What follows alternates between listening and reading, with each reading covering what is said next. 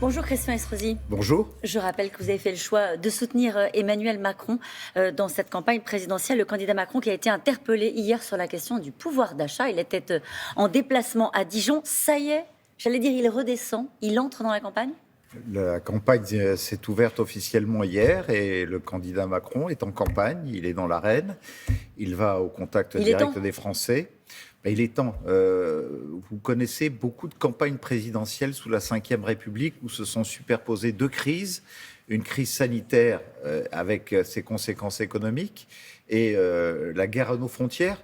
Je pense qu'on lui aurait aussi reproché de ne pas être le président qui permette de protéger dans chacune de ces situations. Mais le moment est venu pour lui d'aller au contact des Français, c'est ça que vous pensez aussi? Naturellement, et puis je sais à quel point il aime aussi cette rencontre avec les Français, pour l'avoir partagée quelques fois avec lui lorsque j'ai eu malheureusement des tempêtes, des attentats, où il était tout de suite au contact, près de celles et ceux qui souffrent.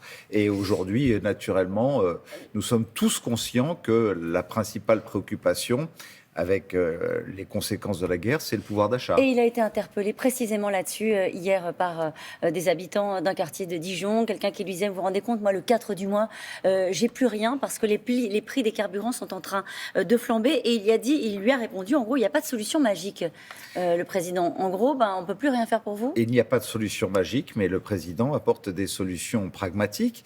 Et la France, c'est un tout, c'est un gouvernement, ce sont des territoires, ce sont des collectivités. Prenons le problème de l'essence. Si chacun, plutôt que de polémiquer, joue le jeu, lorsque l'État fait l'effort de baisser de 15 centimes à la pompe le litre, c'est un effort très conséquent avec des conséquences naturellement sur les finances publiques. Lorsqu'avec ma métropole, je vote en complément la semaine dernière un chèque de 20 € par mois pour ceux qui se rendent vers leur travail, ou en même temps un boîtier de conversion pour le bioéthanol qui fasse que vous consommiez 50% de moins et que vous polluiez 70% de moins. Vous dites, Christian Estrosi, c'est aussi aux municipalités de faire un effort, c'est aussi aux distributeurs. Est-ce que je dois autant rester insensible à quelqu'un qui m'interpelle dans la rue? Il y a le candidat, il y a le président, et le maire, le président de département, de région devrait dire c'est l'affaire de l'État, c'est pas l'affaire des collectivités. Lorsque l'État est à nos côtés pour nous accompagner sur les transports et le plan de relance, par exemple, où nous avons touché 2,4 milliards d'euros de l'État, on le rend en même temps en faisant cette addition. C'est à chacun de jouer le jeu. Mais vous savez, Christian Estrosi, que certaines municipalités sont obligées, par exemple, de fermer des piscines municipales parce qu'elles n'ont plus les moyens de chauffer et demandent elles aussi un coup de main de l'État. Donc toutes les municipalités ne peuvent pas le faire. Eh bien, peut-être qu'il y a un problème de gestion de la part de certaines municipalités. En tout cas, en ce qui nous concerne, je peux vous dire que nous avons un budget 2022 qui est en croissance, sans augmentation de la fiscalité, parce que nous avons su nous inscrire dans le plan de relance de l'État au lendemain de la crise sanitaire. Toutes les mesures du gouvernement de blocage des prix, notamment de l'énergie, vont réduire de 1 point l'inflation. Mais selon l'INSEE, l'inflation pourrait monter de 4,5 points d'ici au mois de juin, naturellement lié au prix des carburants. Est-ce qu'il ne faut pas assumer et de dire aux Français, il va falloir peut-être changer nos usages, consommer moins? Mais c'est exactement ce que propose d'ailleurs le programme du candidat Emmanuel Macron, du président de la République, le bouclier énergie. C'est aussi changer des règles en matière d'urbanisme. Aujourd'hui, tenez, par exemple, je n'accorde plus un seul permis de construire si on ne s'appuie pas sur les réseaux de géothermie que nous sommes en train de bâtir sur notre métropole. Et vous savez que la géothermie, c'est 15% de coût de l'électricité de moins dans une nouvelle construction. On parle d'urgence. Oui. On parle de l'urgence là. Le président de la Commission de régulation de l'énergie dit déjà qu'il va falloir commencer dès maintenant à baisser d'1 ou 2 degrés dans les bâtiments publics, de baisser notre consommation dès maintenant. Ça veut dire que ça doit relever de l'effort de chacun. On ne peut pas dire c'est de la faute de l'État si aujourd'hui il y a la guerre en Ukraine et que nous avons une alimentation énergétique qui a un surcoût. L'État prend sa part. Il n'y a pas de solution miracle. Si, regardez ce que dit Marine Le Pen, Christian Estrosi. Elle propose de baisser de 5,5% le prix des carburants, de gaz, de l'électricité. Et ça coûte combien, ça ? Cher. Ça coûte combien? Ça coûte 18 milliards d'euros. Il faut les trouver quelque part. Où est-ce qu'elle va les trouver? Vous savez, l'emploi, ça compte aussi.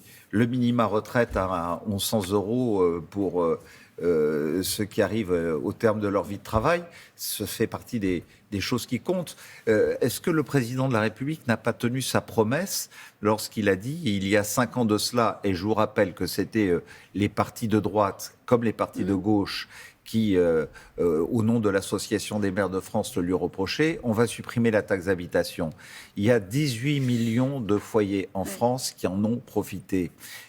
Aujourd'hui, prolonger cela par la suppression de la redevance télévision, en plus de la suppression totale de la taxe d'habitation, ce sont des engagements très précis pour rendre du pouvoir d'achat aux Français. Et ce sont des choses qui sont financées. Alors que ce que promet Marine Le Pen, par exemple, le retour de la retraite à 60 ans, dont on sait que ça va coûter 70 milliards d'euros et que forcément ça va conduire à un moment, parce que on va tuer le trésor de notre pays qui est la retraite par répartition, à la clé, ça veut dire que pour essayer de se protéger, il va falloir financer des retraites privées. Alors pardon, me prendre cette référence, c'est pas la meilleure. Pour elle, c'est un argument de campagne. Rendre l'argent aux Français sur la question du pouvoir d'achat, en tout cas pour Marine Le Pen. La question est posée au président sortant. C'est un argument dont l'Institut Montaigne dit qu'il n'est pas finançable. La question qui est posée au président sortant, c'est pourquoi un quinquennat de plus? Vous avez parlé de la réforme des retraites. Pourquoi un quinquennat de plus? Est-ce que vous trouvez que jusqu'à présent, il a répondu à cette question?